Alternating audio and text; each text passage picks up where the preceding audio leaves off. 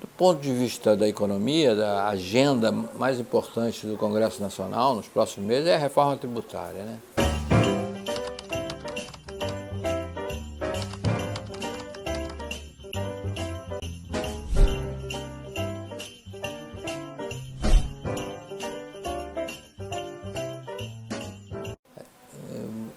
O país almeja há anos uma reforma tributária que, se não reduzisse a carga de impostos, pelo menos tornasse a carga tributária mais racional, mais bem distribuída pelo conjunto da sociedade.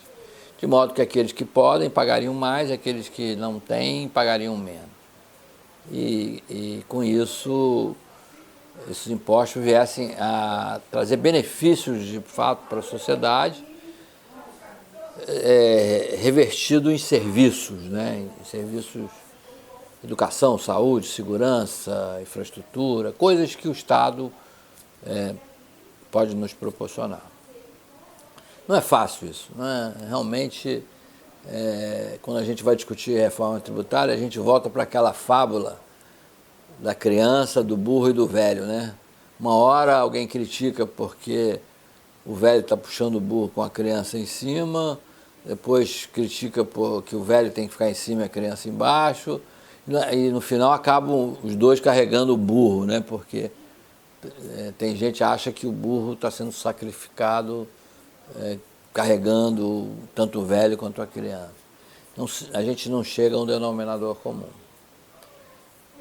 O problema agora da reforma tributária é que ela vai ser posta em prática numa situação de penúria, de enorme desequilíbrio em todos os entes federativos, desde os municípios até a União.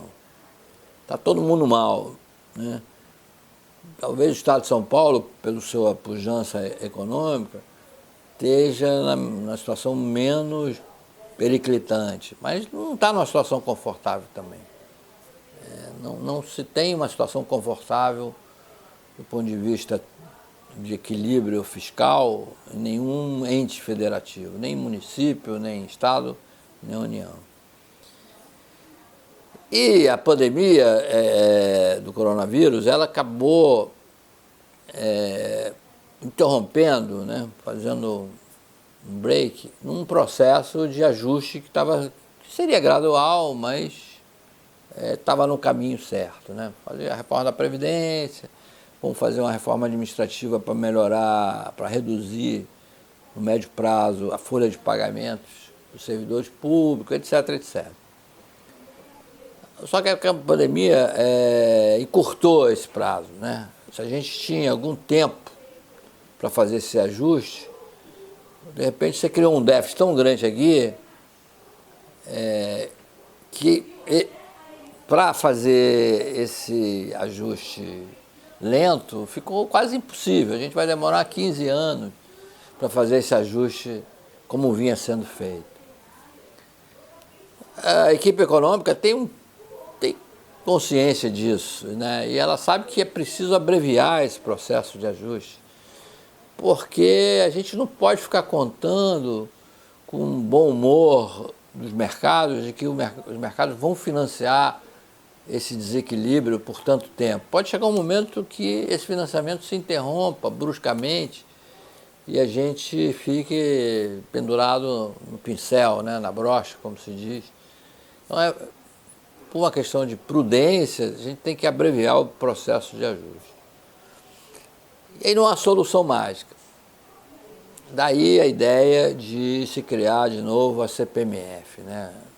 Um imposto sobre transações financeiras, que é um dinheiro que entra no bolso rápido e poderia abreviar esse equilíbrio.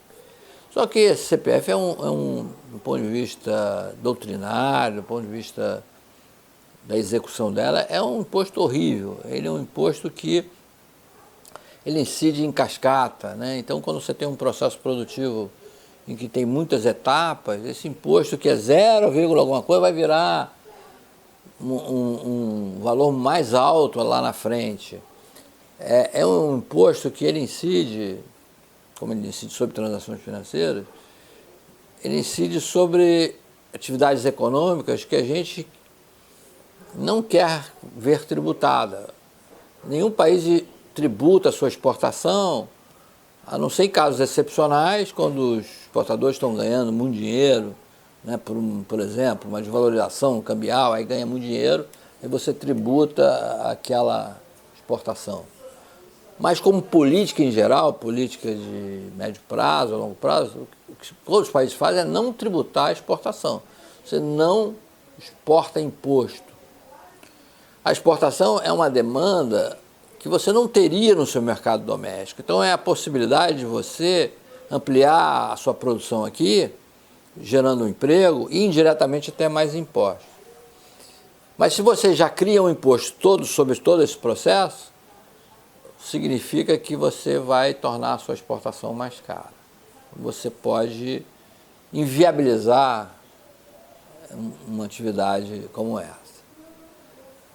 Bom, mas aí nós estamos discutindo o sexo dos anjos, porque se a gente, pela estrutura tributária que a gente tem, não consegue resolver esse problema do desequilíbrio que eu me referi. Ah, tem que reduzir despesa. Tem. Mas mesmo cortando a despesa, como tem algumas despesas obrigatórias, você não consegue reduzir esse déficit. Então a proposta que está evoluindo dentro da equipe econômica é dizendo, olha, a gente sabe que esse imposto é muito ruim, sabemos, mas não tem outro jeito.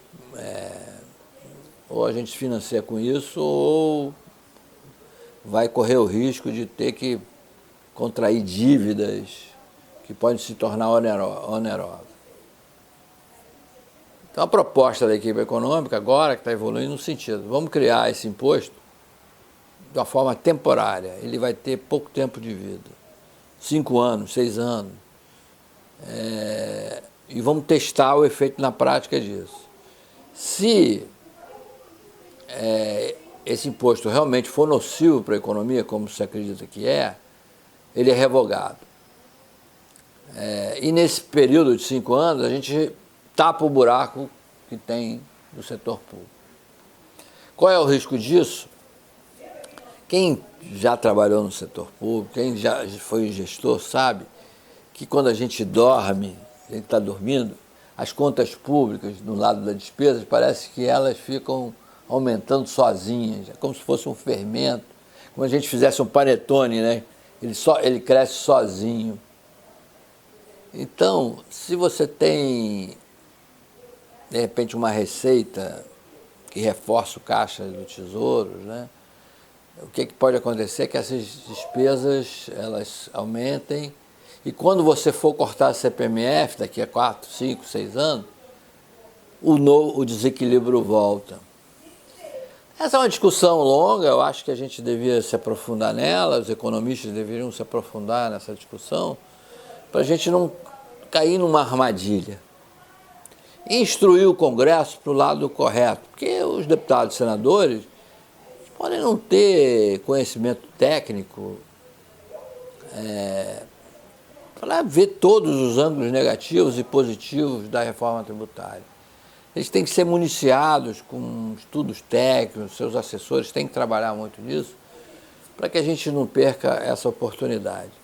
Que o Brasil precisa da reforma tributária, não há dúvida.